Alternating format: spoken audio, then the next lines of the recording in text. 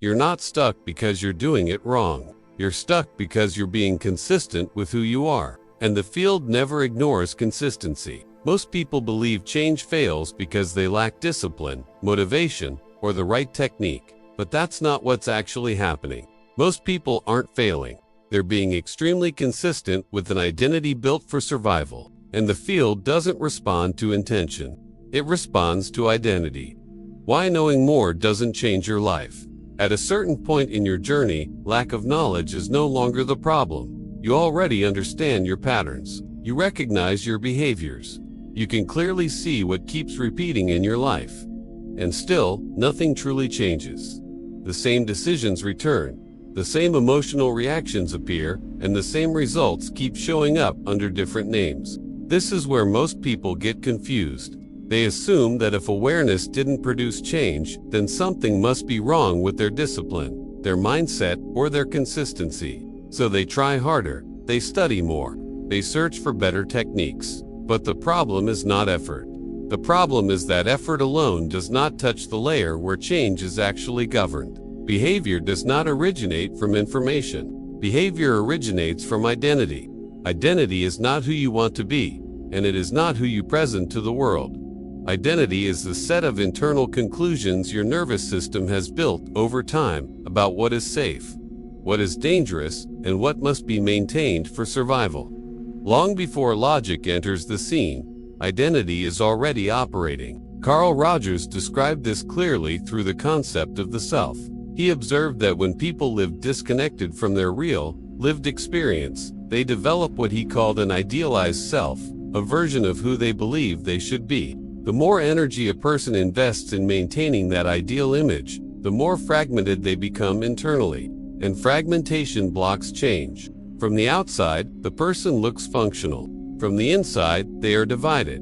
This division is exhausting, because part of you wants to move forward, while another part is committed to staying exactly where it feels safe. And safety is not defined by comfort or happiness. Safety is defined by familiarity. The identity does not care if the pattern hurts. It cares if the pattern is known. That is why simply deciding to change rarely works. Hélio Couto explains this from another perspective, but points to the same mechanism. The field does not respond to desire. It responds to coherence. And coherence is not created by intention. It is created by stability.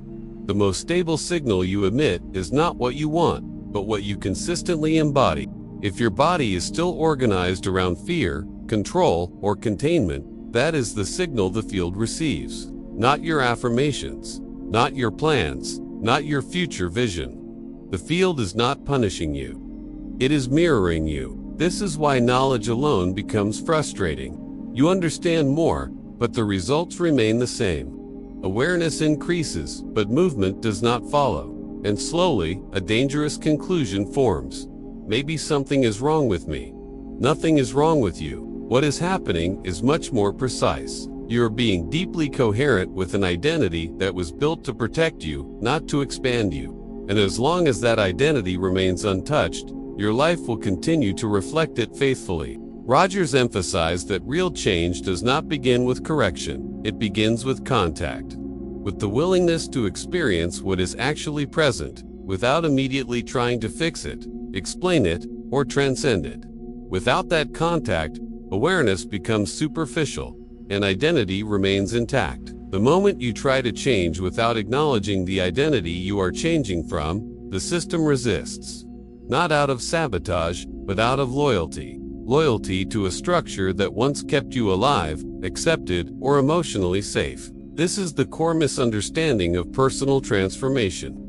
People try to replace identity instead of understanding it.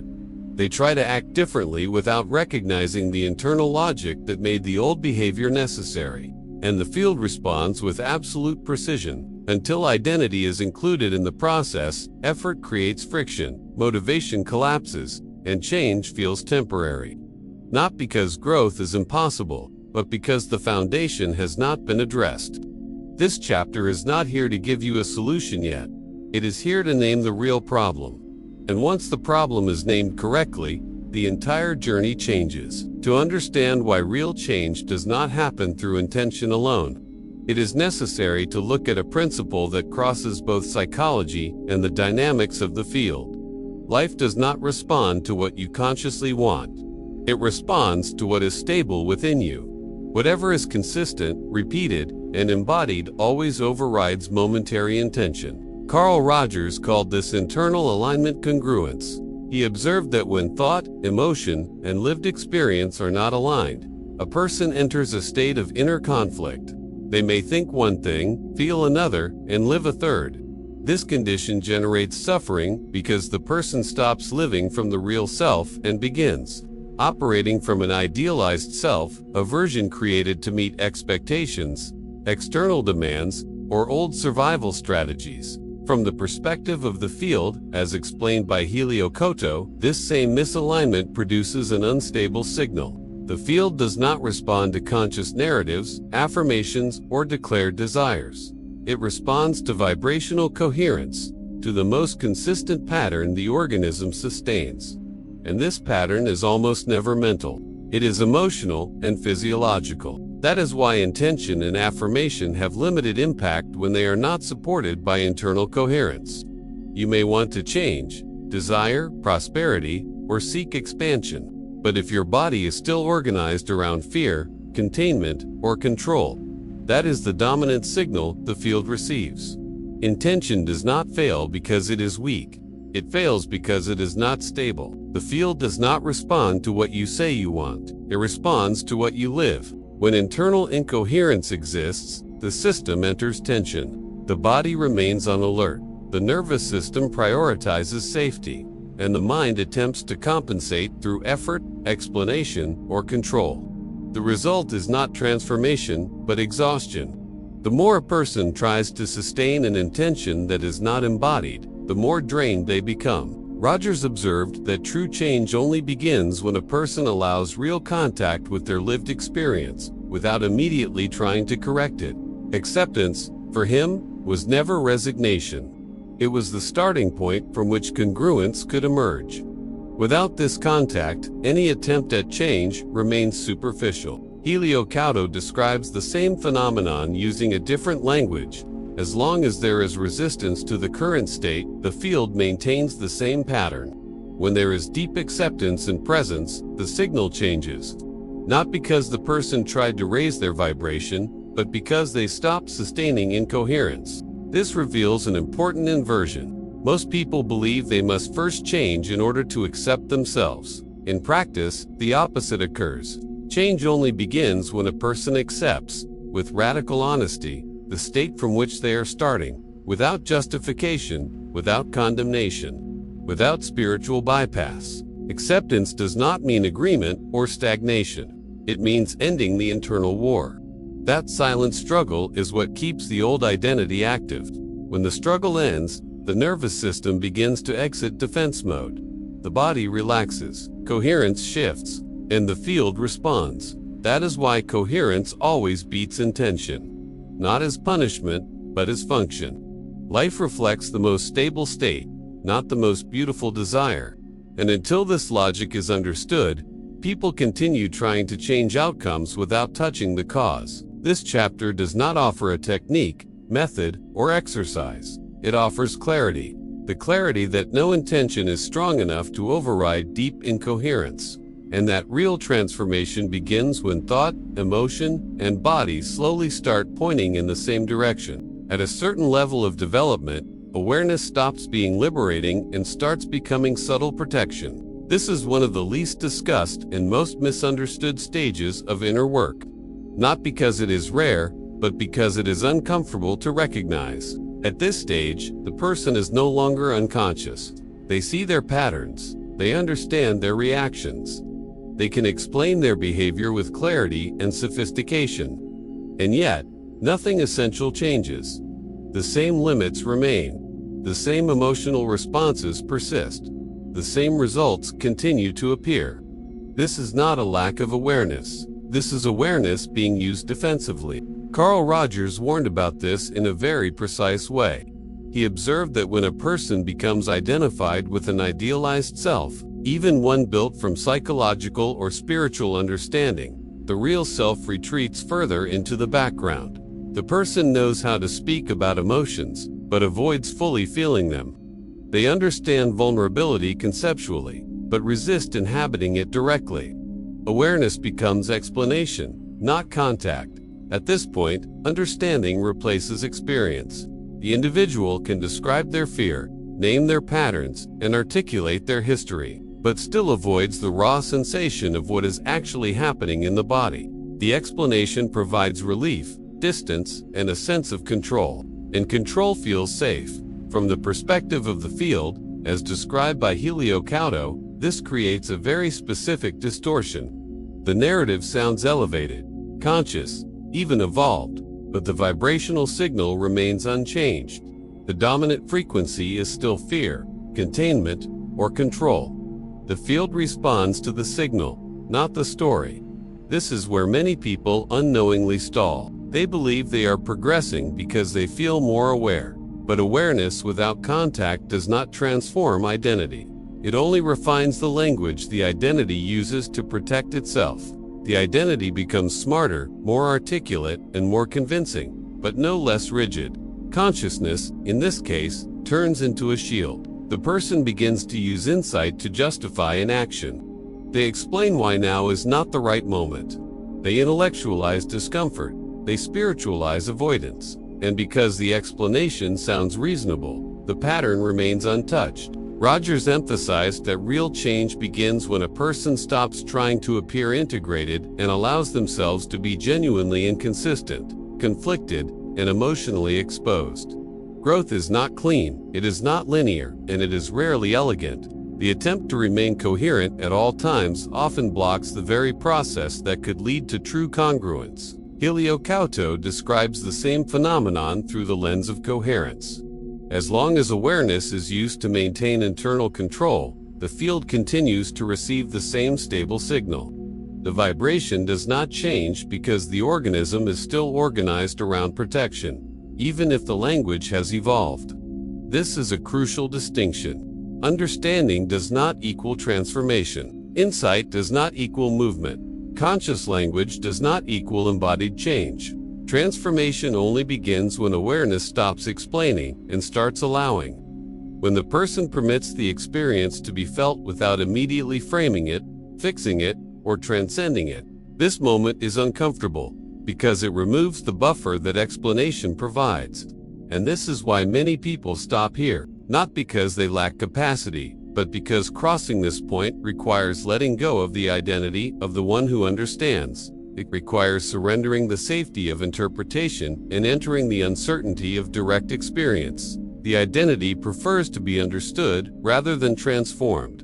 And as long as that preference remains, the field responds faithfully, maintaining the same external reality, not as resistance, not as punishment, but as coherence. This chapter marks a turning point. Up until now, the work has been largely cognitive and conceptual. From here on, the process becomes experiential. The body enters the equation. The nervous system becomes central, and the illusion that understanding alone is enough begins to dissolve. If you recognized yourself in this stage, don't rush past it. This discomfort is not a problem. It is a signal. Subscribe to the channel and continue with the next chapter, where we move beyond explanation and begin to explore how the body and the nervous system sustain identity. Even after the mind understands everything. At this point, it becomes clear why understanding alone is not enough. Even after awareness deepens and insight becomes precise, the body often continues to react as if nothing has changed. This is not a contradiction. It is the natural consequence of how identity is stored and maintained. Identity does not live primarily in thought. It lives in the body. The nervous system is the real archive of past experience. Every situation that involved threat, rejection, abandonment, or loss of safety left a physiological imprint. Long before the mind learned how to explain what happened, the body learned how to respond. And once learned, those responses became automatic. This is why people can intellectually understand their patterns and still feel hijacked by reactions they did not choose. The body reacts first. Emotion follows, thought comes later, often trying to justify what already happened. Change fails, not because the person lacks willpower, but because the body is still organized around an old definition of safety. Carl Rogers observed that meaningful change requires contact with lived experience, not just reflection about it. He emphasized that when people remain disconnected from their bodily and emotional experience, growth becomes theoretical. The person may sound insightful, but internally, nothing reorganizes. Without bodily contact, congruence cannot emerge. The nervous system does not update through logic. It updates through experience. If expansion has been associated with danger in the past, the body will resist it in the present. Even when growth makes sense, even when the opportunity is real, the system reacts as if survival were at stake. Tension appears. Avoidance follows. Motivation collapses, and the identity remains intact. From the perspective of the field, as explained by Hélio Couto, this bodily organization becomes the dominant signal. The field responds to the most stable pattern emitted by the organism, and the most stable pattern is almost always physiological. It is the recurring emotional state, the habitual posture toward uncertainty, the baseline level of contraction or openness the body sustains. This is why mental techniques often fail. Affirmations may convince the mind, but they do not convince the body. Visualization may create temporary inspiration, but the nervous system still detects threat. And when the body remains in defense, coherence does not change. The body is not resisting growth. It is protecting life based on past learning. Understanding this changes everything.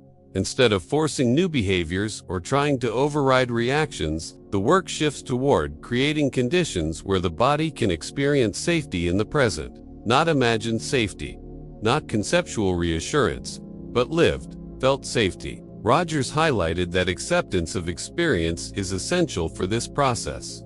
Acceptance does not mean approval or resignation. It means allowing sensation, emotion, and reaction to be felt without immediate correction. When experience is allowed rather than fought, the body begins to update its internal map. Hélio Couto describes the same transition through coherence.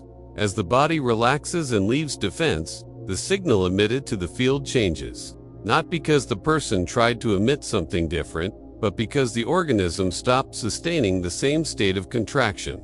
This is where identity starts to loosen, not because it was attacked, analyzed, or replaced, but because the conditions that required it are no longer present. The nervous system learns that the current moment is not the same as the past. And learning, for the body, requires repetition. Each time a person remains present through discomfort without collapsing, the system registers a new reference. Safety is no longer tied exclusively to old strategies. Slowly, flexibility increases. Reaction time decreases. And choice becomes possible. This process is not fast, and it is not linear. The body does not trust immediately. It tests, it observes, it needs consistency. But as this learning stabilizes, identity no longer needs to operate from constant defense. The body becomes less vigilant. The system becomes more available. The person becomes more responsive than reactive. And when this happens, something fundamental shifts.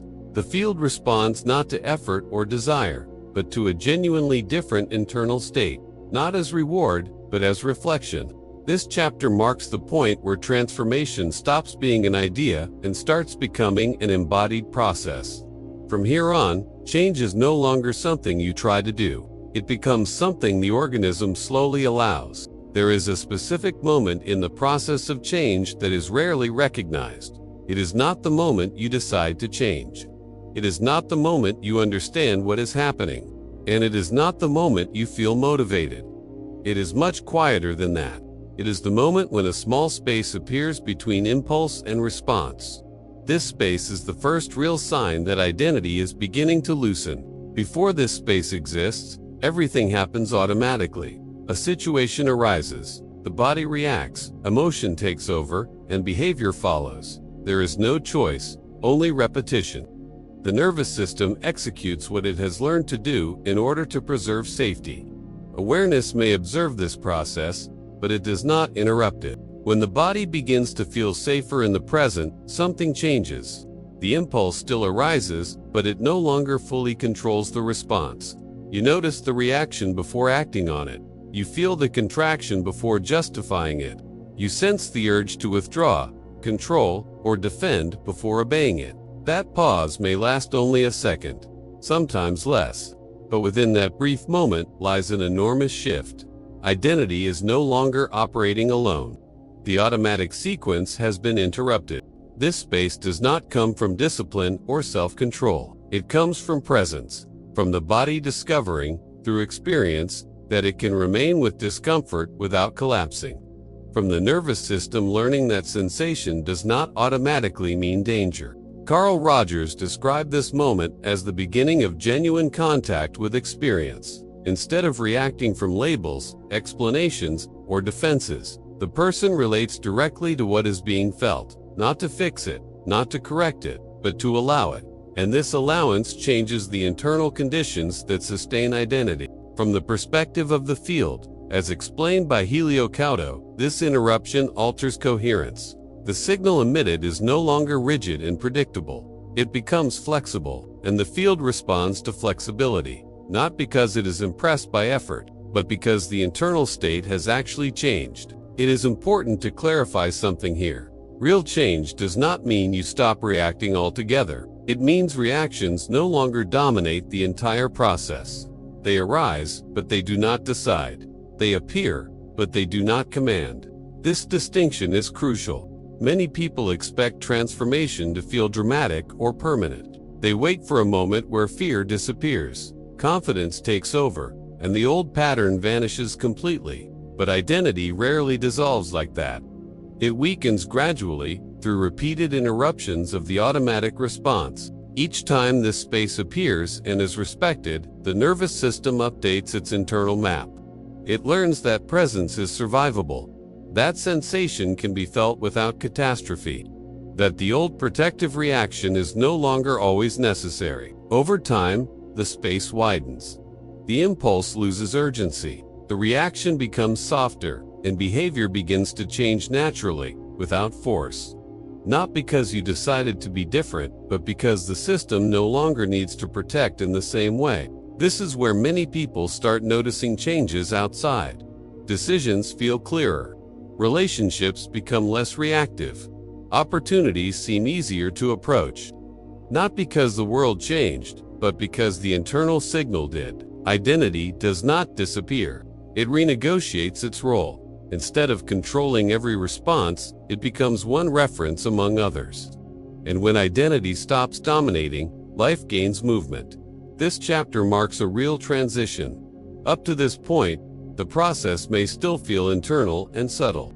From here on, the effects begin to stabilize and express themselves more consistently in daily life. If you recognize the space between impulse and response, even briefly, that matters. Do not dismiss it. Subscribe to the channel and continue to the next chapter, where we explore how this space becomes stable without forcing, and how the nervous system learns to sustain change without tension. Once the space between impulse and response begins to appear, a new challenge emerges. It is no longer the absence of awareness or the dominance of automatic reaction. The challenge now becomes how to allow this new state to stabilize without turning it into effort.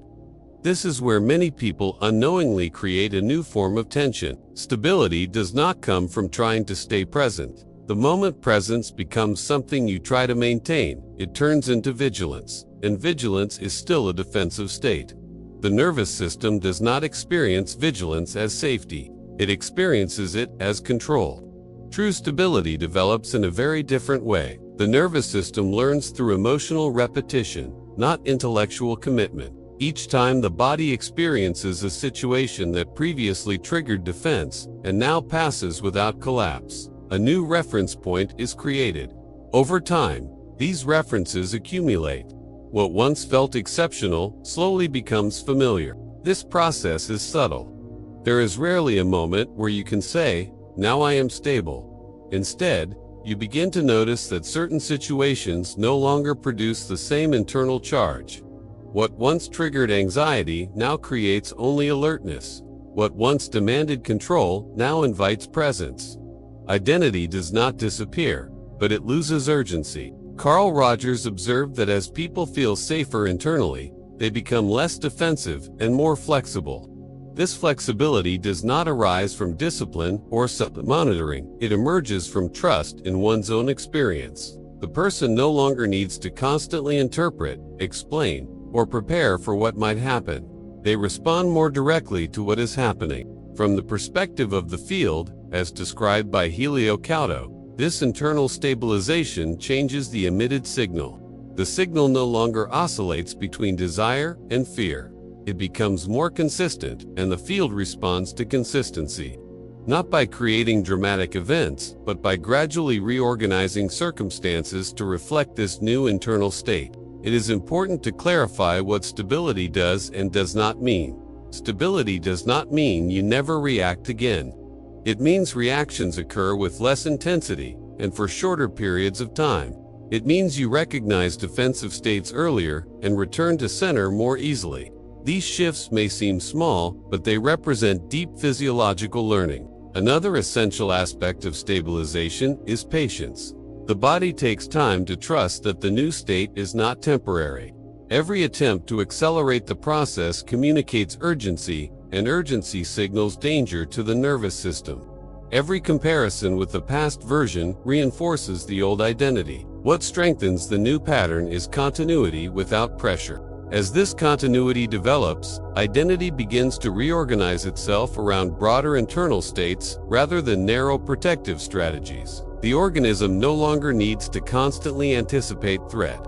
Energy previously used for defense becomes available for engagement, creativity, and choice. This is often the phase where people sense that something is different, even if they cannot clearly define it. There is more internal space, more tolerance for uncertainty, and less need to control outcomes. Life begins to move with less friction, not because circumstances magically improve, but because the internal signal has stabilized. Rogers emphasized that growth is not about reaching a fixed state of adjustment, but about increasing openness to experience. Stability, in this sense, is not rigidity. It is availability. It is the capacity to remain present as experience changes, without needing to retreat into old defenses. Hélio Couto describes the same dynamic through coherence. When the organism sustains a stable state of openness rather than contraction, the field responds accordingly, not as a reward, but as a mirror. Reality reorganizes itself to match the internal condition that is now consistently present. This chapter marks an important consolidation. The process is no longer about creating change. It is about allowing change to remain. The body learns that it does not need to return to old patterns to remain safe. And as this learning deepens, the identity loses its grip without being forced to disappear. In the next chapter, we will explore a subtle but critical risk at this stage: the tendency to turn this new stability into another rigid identity, and how to move forward without losing the fluidity that has been gained. When change begins to stabilize, a subtle risk emerges that is rarely recognized. It is not the risk of returning to old patterns, but the risk of turning the new state into another fixed identity. The language shifts, the behaviors improve, the reactions soften, and suddenly a new story appears. This is who I am now. What seems like progress can quietly interrupt the very movement that made change possible. The old identity was built around fear, control, or containment.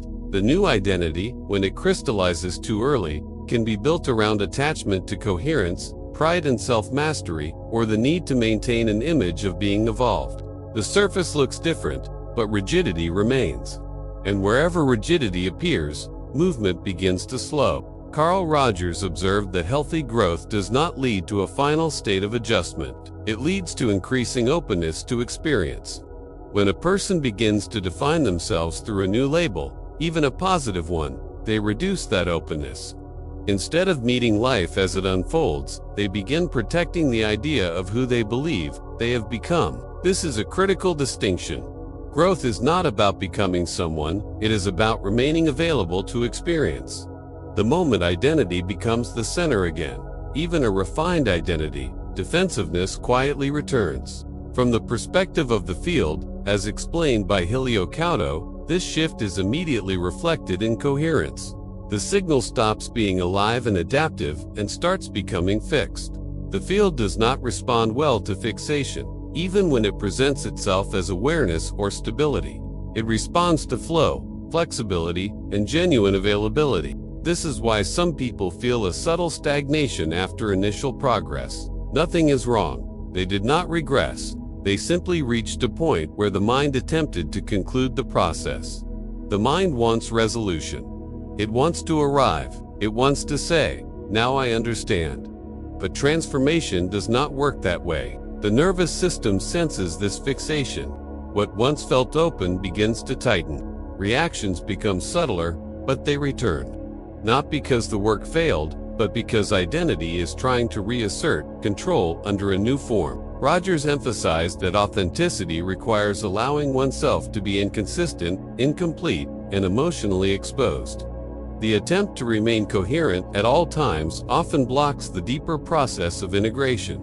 True congruence is dynamic. It shifts. It adjusts. It does not need to be defended. Hélio Couto describes the same dynamic through coherence. When coherence is alive, it adapts to the present moment. When coherence becomes an ideal to be maintained, it turns into pressure, and pressure always signals threat to the body. This is the delicate edge of maturity in the process, not falling back into old patterns, but not clinging to new ones either. Not defining yourself by reaction, and not defining yourself by non-reaction, letting experience move without immediately turning it into identity. The deeper movement here is subtle. Identity begins to step out of the center. It becomes a reference rather than a ruler. Experience leads, presence guides. The organism stays available. When this shift happens, life becomes less predictable but more alive. Decisions are made with less internal negotiation. Relationships carry less performance. Purpose stops being something you prove and becomes something you express. This stage requires trust. Trust in the process. Trust in experience. Trust that you do not need to fix your position in order to continue moving. And for many, this is more challenging than the initial change itself. This chapter prepares the final integration, because once identity loosens its grip, the process is no longer about self-improvement. It becomes about relationship with life itself. If you recognize the temptation to turn growth into a new identity, pause here. That recognition is not a setback. It is a sign of maturity. Subscribe to the channel and continue to the final chapter, where we integrate everything that has been explored and bring this movement into daily life without turning it into another role, or internal prison. After moving through all these layers, one essential clarification needs to be made. This process does not end. There is no final state to reach, no permanent version of yourself that remains stable forever. What changes is not who you become, but how you relate to your experience. Throughout this journey, it became clear that the core problem was never lack of effort, lack of intelligence, or lack of awareness. What maintained the patterns was loyalty to an identity built for survival. That identity did not exist to block growth. It existed to protect life, belonging, and emotional safety at a certain moment in time. As that identity begins to loosen, not because it was attacked, but because it is no longer required in the same way, something reorganizes naturally. The nervous system no longer needs to operate in constant defense. The body becomes more available. Experience becomes less threatening. Integration happens when you stop trying to transform yourself and start inhabiting what you are actually living. When you no longer demand coherence as a performance, but allow coherence to remain alive, adaptable, and responsive.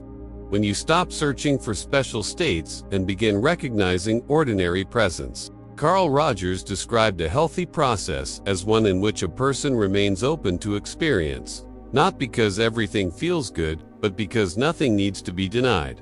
Openness does not remove difficulty. It removes unnecessary internal violence.